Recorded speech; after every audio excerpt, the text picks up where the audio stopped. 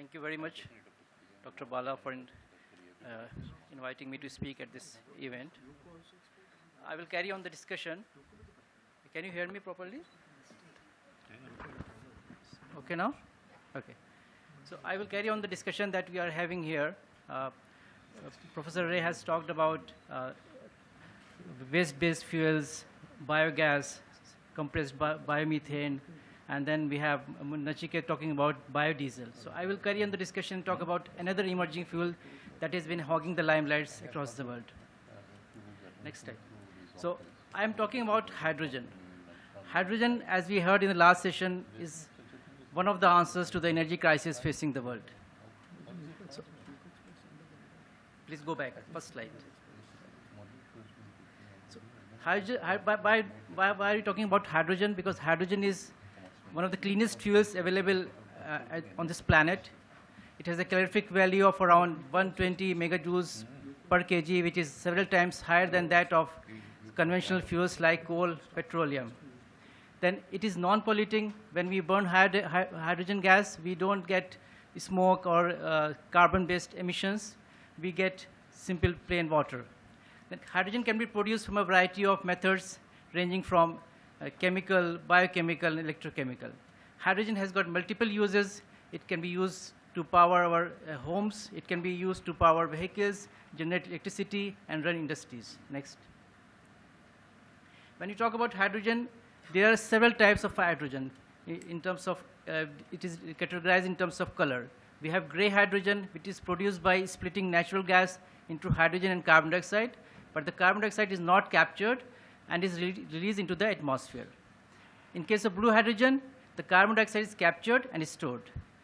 Then we have green hydrogen. Green hydrogen is produced by splitting water by electrolysis. This electrolysis is renewable energy powered by solar or wind. Then the topic that we are covering here is biohydrogen. This production of hydrogen through biological processes, such as fermentation and biophotolysis. Next, please. If we talk about different types of hydrogen and their carbon impacts, we can see that the green hydrogen has got the least carbon impact, while the brown hydrogen that is produced from coal has got the maximum carbon impact of 20 kilograms of CO2 for production of per kilogram of hydrogen. Next. Why are we talking about biohydrogen?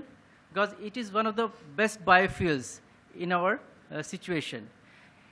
Many types of waste can be turned into biohydrogen, so we have a possibility of getting a universal fuel. The different resources that we can use for making biohydrogen ranges from lignocellulosic biomass to wastewater to food waste. Biohydrogen is part of our national hydrogen mission, so it can contribute to our renewability targets and objectives. Next, please. Biohydrogen, as I mentioned, it can be used in agriculture, for high heat industrial applications, to power vehicles, to run our aviation industry, to generate electricity in the mining industry, and energy storage. Next. When we talk about the feedstock for this particular biofuel, we have the most important category is lignocellulosic biomass. Then we have organic fraction of the municipal solid waste. We have industrial waste. We have forestry residues, wood waste. Then energy crops like bamboo that we were talking about in the last talk. Then we also have algae as a source of biohydrogen. Next, please. There are broadly speaking, there are three different biomass to hydrogen pathways. They are thermochemical. They are just heat-based processes like gasification and pyrolysis. They are used to generate syngas or bio-oil, which are then converted into hydrogen. Then we have biochemical processes where alcohol is produced and then is reformed to make hydrogen. Then the last one is dark fermentation, where fermentation takes place in the absence of light, and we get hydrogen as a product. Next, please. These are the major categories when we are talking about biomass to hydrogen-based biological pathways. We have fermentation and biophotolysis. In fermentation, we have dark fermentation in the absence of light, and photofermentation in the presence of light. And in the biophotolysis, we have indirect and direct methods. We use algae or cyanobacteria to make hydrogen. Next, please. There are different types of microorganisms that are being used to produce biohydrogen. For dark fermentation, we use cyanobacteria, but for photofermentation, we use algae. And this dark fermentation bacteria, they produce lactic acid, butyric acid, butynyl acetate, mixed acids. While in the case of photofermentation, we have purple and green, sulfur gliding and non-sulfur bacteria. Next, please. What is dark fermentation? It is a type of organic process where organic matter is converted into organic acids, hydrogen and carbon dioxide by facultative anaerobes and obligate anaerobes in the absence of light. This is the primary demarcation between dark fermentation and photofermentation. And generally speaking, we get around 2.42 moles of hydrogen for every mole of glucose degraded. The common substrates for lignocellulosic biomass, industrial wastewater, crop waste, and MSW. And this process, most importantly, it achieves the dual goal of waste management and renewable energy production. Next, please. This is a schematic for the dark fermentation process. The biomass is pre-treated and then sent to the fermenter, where we get organic acids and hydrogen as the products. Some of the pros and cons of this process: no direct energy input is required. This reactor technology is somewhat simple, and wide range of waste streams can be used to make biohydrogen.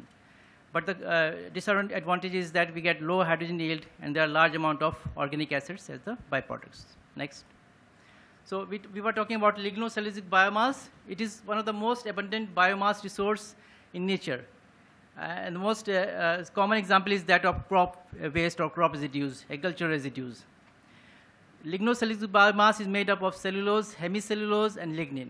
At the bottom, I have shown the diagram where these three different components, they are binded together or packed together to make lignocellulosic biomass.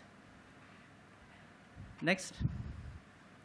Why we are talking about lignocellulosic biomass? Because this is one of the most plentiful, cheaply available biomass resource across the world. Annually, we are getting 222 billion tons of lignocellulosic biomass all over the world. And if we talk about the Indian context, around 500 million tons of lignocellulosic biomass is produced each year.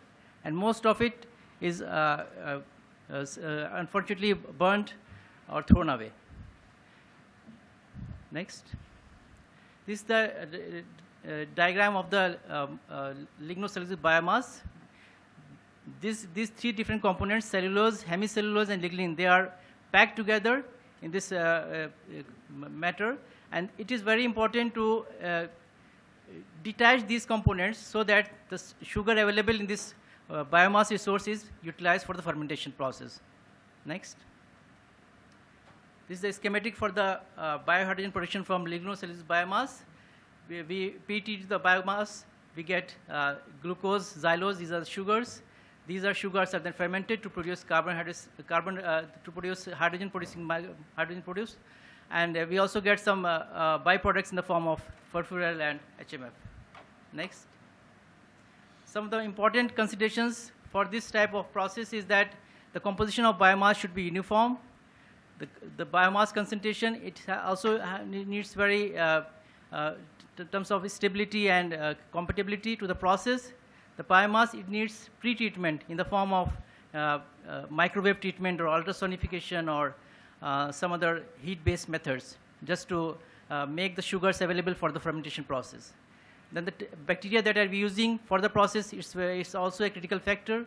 We have cyanobacteria or enterobacteria, which are making an effort to degrade carbohydrates into biohydrogen. Next. Some of the barriers that we overcome when we talk about lignocellulosic biomass, we were talking about supply chain issues, where there are a lot of biomass available at the fields, in our crop yards and the depots. But when we set up a project, there are serious issues in the supply chain mechanism. So it has to be, biomass should be available for the project. There should be long-term agreement with the suppliers. And we have different factors that are mentioned in the diagram. Next, please.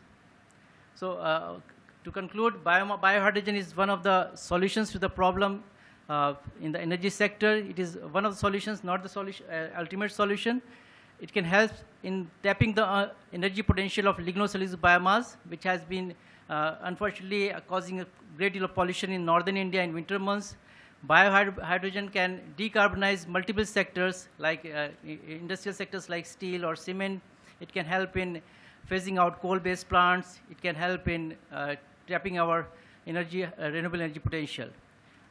And to conclude, there are many different approaches are needed to improve the conversion efficiency and technical commercial viability of the process in order to make this important compound a success.